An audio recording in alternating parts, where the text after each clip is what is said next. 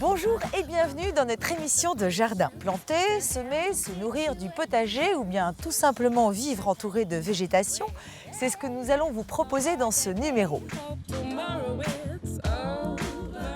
Nous sommes au domaine de la Vallée aux Loups. Ce gigantesque espace vert de 63 hectares réunit plusieurs parcs et plus de 500 espèces d'arbres et d'arbustes différents. Dans notre leçon de jardinage, nous apprendrons comment nous occuper de nos massifs.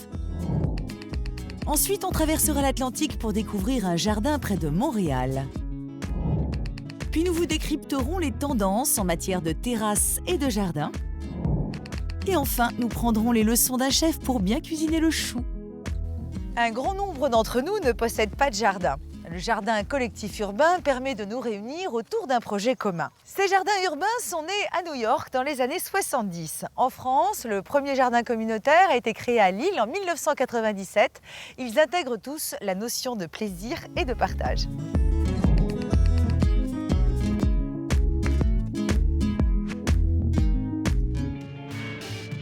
Dans le 20e arrondissement de Paris, Mathieu, jeune urbainculteur, a imaginé une véritable oasis urbaine au pied de son immeuble.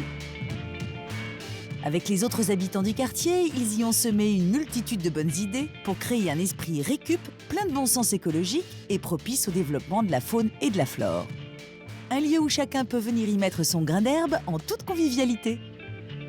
Le point de départ, quand je me suis installé dans le quartier il y a 5 ans, on avait quelques soucis de voisinage et l'idée c'était un petit peu de se réapproprier l'espace public, la rue et des jardins ou des espaces un petit peu abandonnés. Et ce jardin en faisait partie. Dans Paris, des jardins de copropriété visibles et parfois ouverts, on va dire, sur les habitants ou sur la ville, il n'y en a pas beaucoup. Souvent, c'est enserré dans des îlots. Et l'idée, c'est qu'on y a aussi ajouté non seulement des végétaux, mais aussi des animaux. Et on essaie de développer aussi bien la flore que la faune.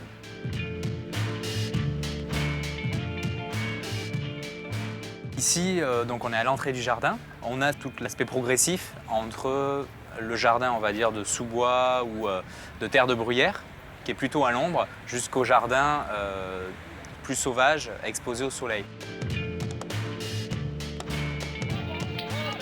On a des rhododendrons, des azalées, différents végétaux qui n'aiment pas trop le soleil, la terre plutôt humide.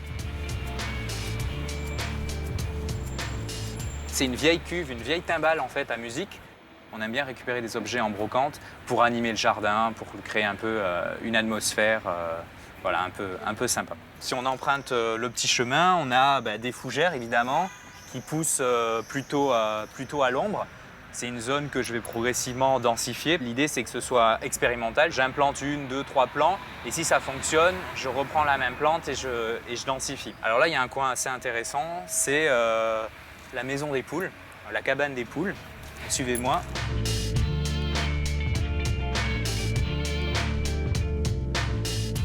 J'ai rajouté des éléments comme on va dire la passerelle qui leur permet de monter plus facilement, des vieux tiroirs que j'ai récupérés et qui servent de toit végétal. Et l'été, ça permet d'amortir la chaleur qui, comme on est exposé au sud, fait monter la température dans leur maison. Et là, si on ouvre ici, il y a la chambre. Et là, justement, ce matin, elles ont fait un œuf. Ce sont des œufs un peu plus petits que ceux qu'on trouve évidemment dans le commerce, des poules pondeuses, mais ils se mangent. J'en mange de temps en temps. Dans l'érable, nous avons deux cabanes également. On a une cabane pour les mésanges et une cabane pour les rouges-gorges. Chaque année, on trouve de nouvelles expériences, de nouvelles animations. Donc on a installé des poissons rouges. Là, la dernière trouvaille, c'est pour oxygéner davantage et qu'ils se sentent bien. On a installé un système d'oxygénation, mais qui fonctionne non pas sur l'électricité, mais sur un panneau solaire. Donc il n'est pas branché sur le réseau.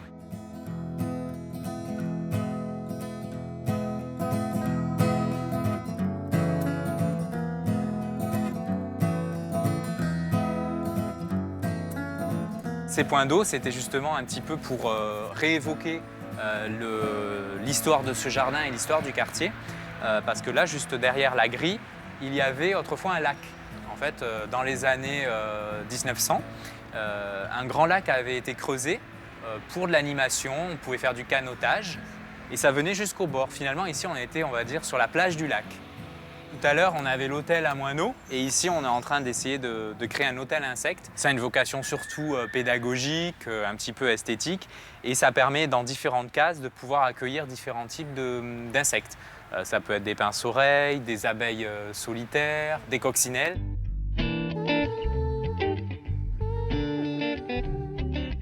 Les jardins qu'on a connus ces dernières décennies, où c'était les carrés de prime vert, etc., j'ai l'impression que c'est un petit peu fini et qu'on va vers plus de nature, plus de naturel. En tout cas, moins d'artificiel. Et c'est ce que j'ai souhaité dans ce jardin.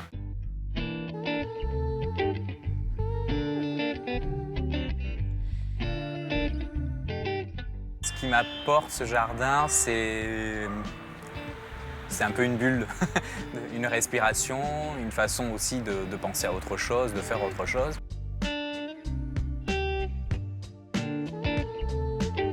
Moi, j'habite l'immeuble d'en face. Je suis convaincue que j'ai rencontré des personnes grâce au jardin. Ça nous a permis, à moi et mon ami, personnellement, de rencontrer notre voisin du dessus, avec lequel on avait peu d'échanges.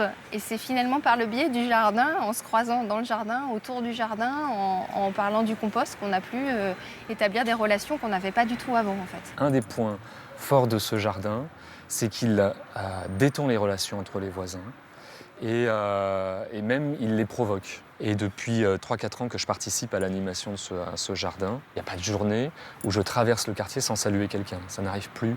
Ça m'est même arrivé d'anticiper un peu mon départ au boulot de façon à avoir le temps de m'arrêter parce que je sais qu'un tel ou un tel va avoir envie de me parler de ce qu'il a vu hier ou de pourquoi ceci ou cela. Ça prouve qu'on peut avoir, même à Paris, des coins de calme et de repos dans un monde un petit peu trop rude, à mon sens.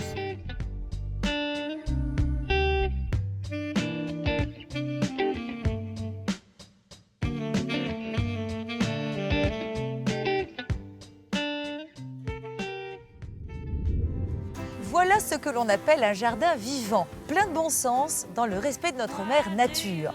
Car tous les petits animaux, même ceux que l'on considère comme nuisibles, participent à l'équilibre biologique. Il suffit de les éloigner en usant de certains procédés qui ne mettent pas en danger les autres auxiliaires du jardin.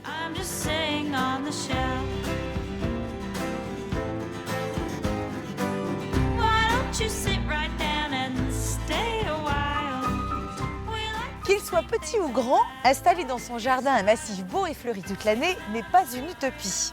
Échelonner les floraisons, répartir harmonieusement les feuillages persistants ou colorés est un challenge pour tout jardinier.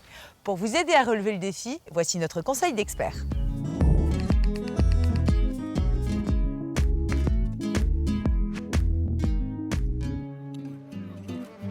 Direction le domaine de Rambouillet où le chef jardinier Philippe Richard nous prodigue ses bons conseils pour égayer son jardin et mettre de la couleur sans fausse note. Donc, la plantation par points permet d'avoir donc une floraison qui va être évolutive et également aussi de lutter contre les insectes d'une manière tout à fait écologique, dans la mesure où les parasites vont attaquer une espèce, créant un trou qui va être automatiquement comblé par l'espèce voisine, ce qui fait qu'il n'y a aucun traitement insecticide. Alors, il est bien évidemment important, au préalable, de bien réfléchir à l'association des couleurs que l'on va mettre en place. Donc, pour réaliser cette plantation par points, le plus simple est avant tout de travailler sur plan. Un plan de ce type-ci. Hop là, qui reprend donc les dispositions du massif et qui permettent de placer les points de couleur pour se rendre compte un peu de l'effet final que l'on souhaite obtenir. Vous avez donc au centre cette signe de vivace qui serpente, qui prend du volume en cette fin de saison, et de part et d'autre des plantes de saison. Donc ici les annuelles, c'est notamment des dahlias, des petites sauges, quelques géraniums. Donc même sur un petit jardin, ceci va permettre justement de par la différence de taille des végétaux, de créer du volume et de donner de la profondeur à un espace qui habituellement paraît petit.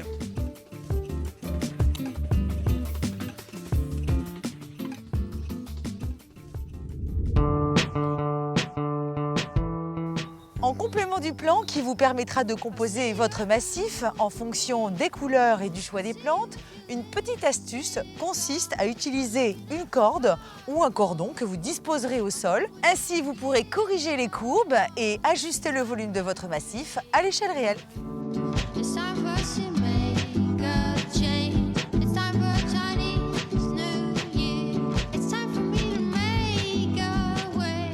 Partons maintenant à Montréal. Nous allons voir comment harmoniser l'environnement naturel avec l'entourage bruyant de cette belle maison contemporaine. Inspirez-vous de ces bonnes idées pour ne retenir que les avantages.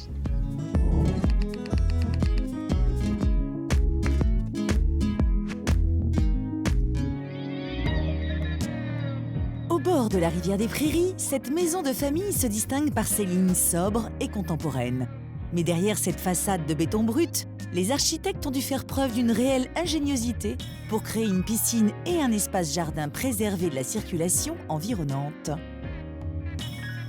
Le défaut, en fait, malheureusement, de cet endroit, c'est que le boulevard Gouin est une voie assez rapide.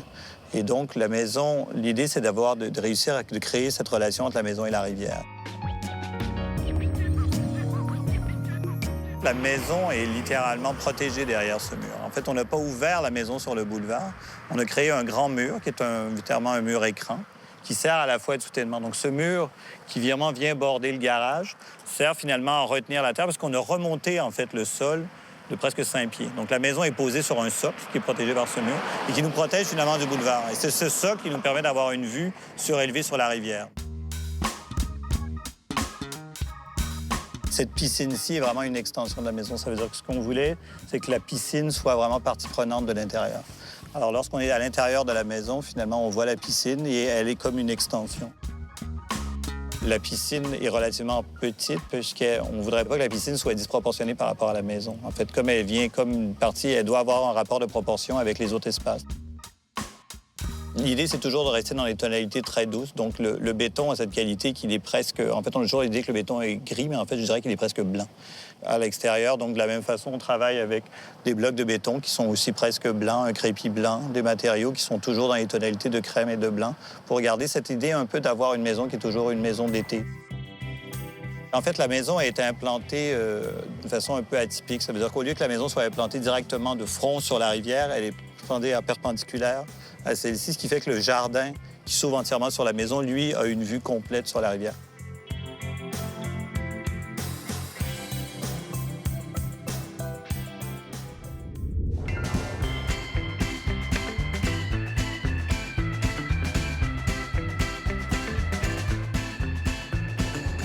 Progressivement, on attache autant d'importance à l'aménagement de son jardin qu'à celui de son salon. Et les créateurs de mobilier sont de plus en plus nombreux à proposer des collections. C'est parti pour un petit tour de raison.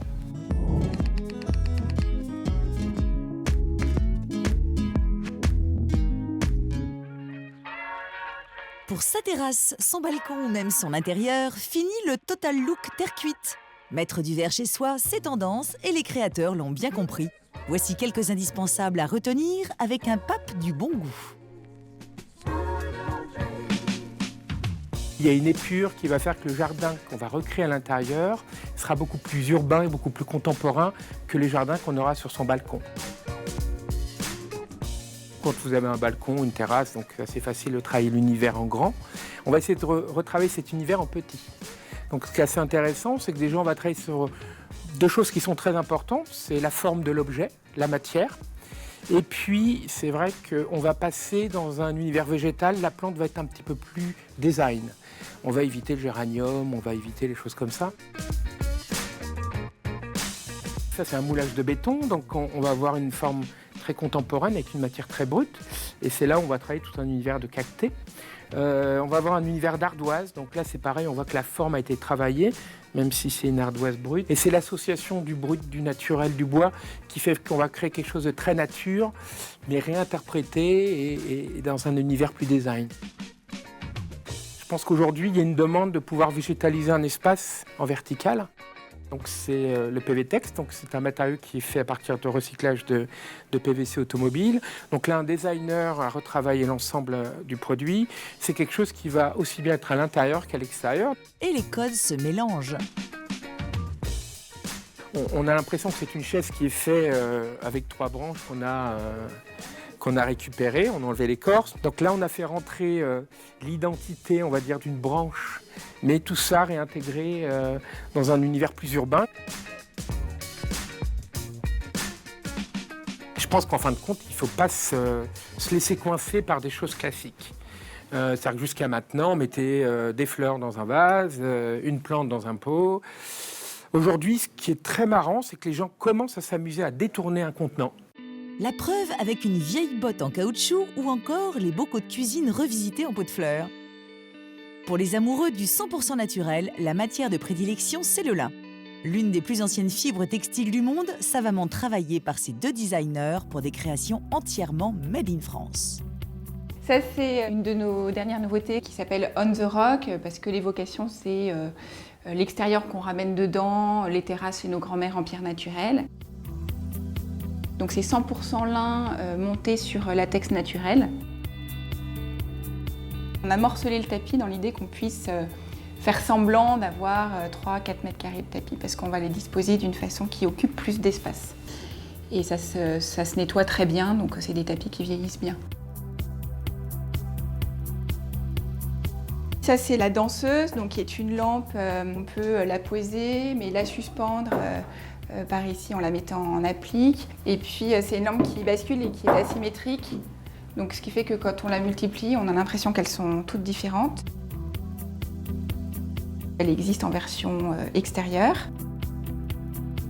La suite en bas. Donc, en extérieur, là, on a la collection des pots plis dans la version classique et dans la version Teddy.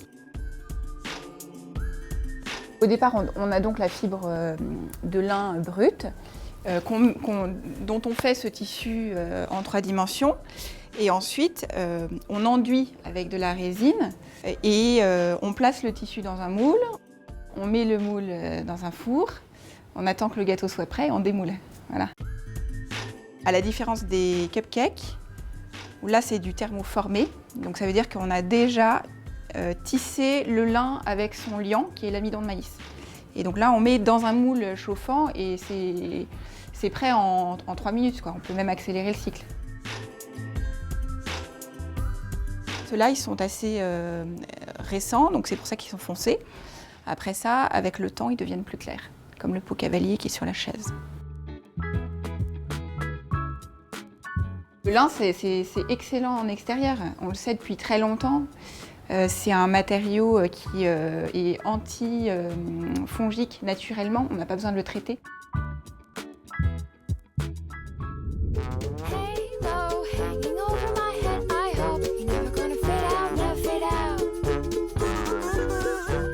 Il est temps de passer à table et pas n'importe laquelle, puisque je vous invite au restaurant L'Arôme pour déguster une recette au chou revisitée par le chef Thomas Boulot.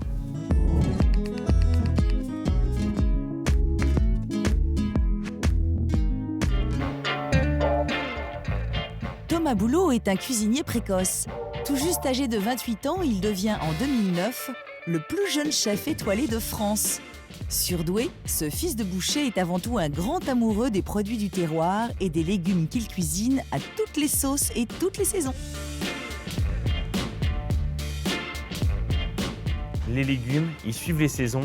Et si le cuisinier suit les saisons, qu'on ne travaille pas de la tomate toute l'année, ou en l'occurrence même du chou toute l'année, je pense qu'on a tout compris.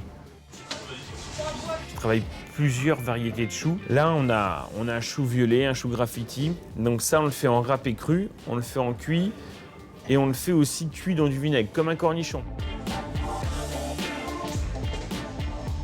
Déjà, il ne faut pas qu'il soit trop tacheté.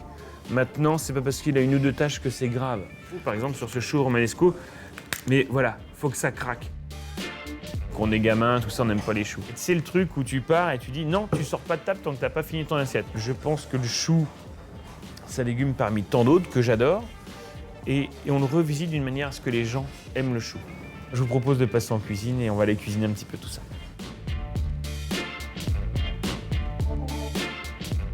Le chou, il va souvent avec de la viande. Et on va faire 2 poissons, entre guillemets, qui sont de mollusques et crustacés. On va faire couteau de mer, gros couteau de mer XXL. couteaux de mer encore vivants. Les couteaux de mer, on les a cuits marinières.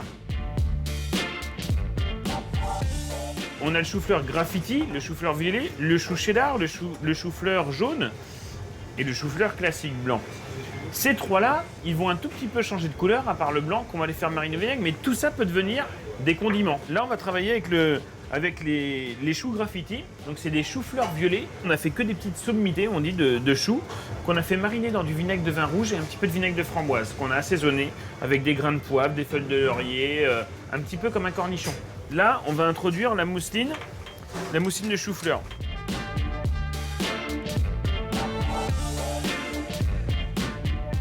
Donc la mousseline de chou-fleur, c'est quoi?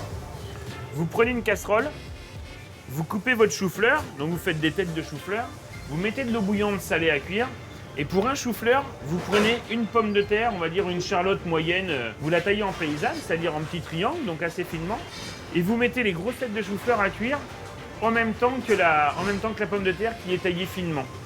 Vous faites réduire 1 à 2 décilitres de crème liquide que vous mettez à réduire pour la consistance. Et après, vous égouttez la pomme de terre, le chou, et vous mixez comme ça dans le mixeur avec la crème liquide. Et là, on va obtenir quelque chose de très doux qui se tient un tout petit peu avec la pomme de terre. La pomme de terre a servi de liant.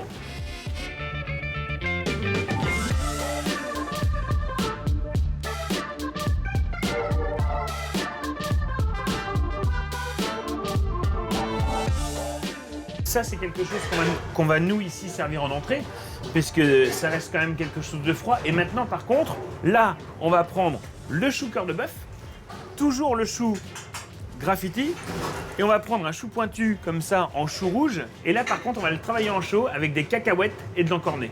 Et là, ça va être marrant aussi.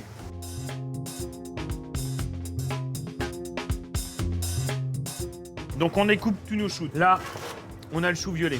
On va le râper cru comme ça sur le plat. On enlève toujours ces premières feuilles dans chaque chou qui vont être un petit peu moins bonnes. Et là, par contre, on va aller chercher le top. On fait sauter que la côte. Ça, la côte, on va pas la manger. On va vous montrer comment on peut cuire un chou en l'espace de 2 minutes, qui est croquant, qui est tombé. On peut en mettre plein dans sa poêle et au final, on aura quelque chose qui est beaucoup plus petit. Donc ça s'appelle tomber. On va faire tomber du chou.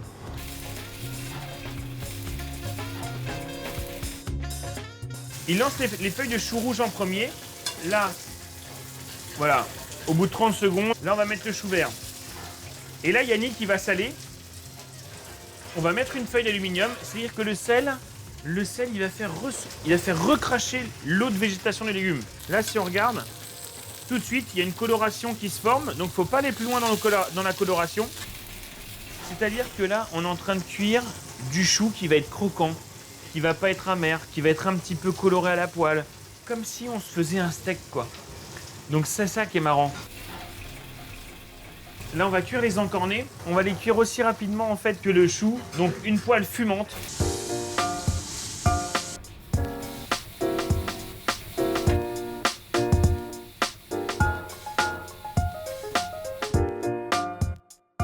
Donc là, on a vraiment un chou qui est encore un petit peu croquant et qui est fondant à la fois.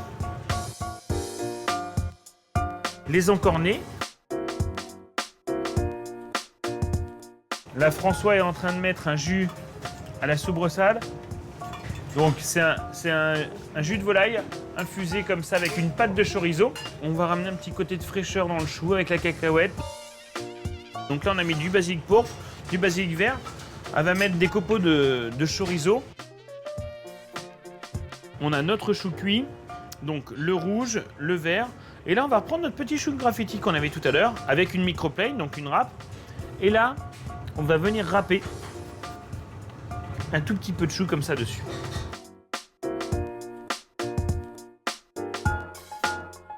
Voilà, pour moi, le chou peut être vu de cette manière.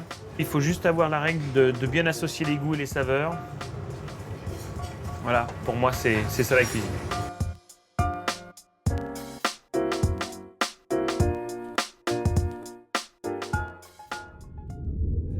C'est le moment de nous quitter. Je vous donne rendez-vous pour d'autres jardins, d'autres astuces mains vertes et d'autres coups de cœur. En attendant, prenez-en de la graine.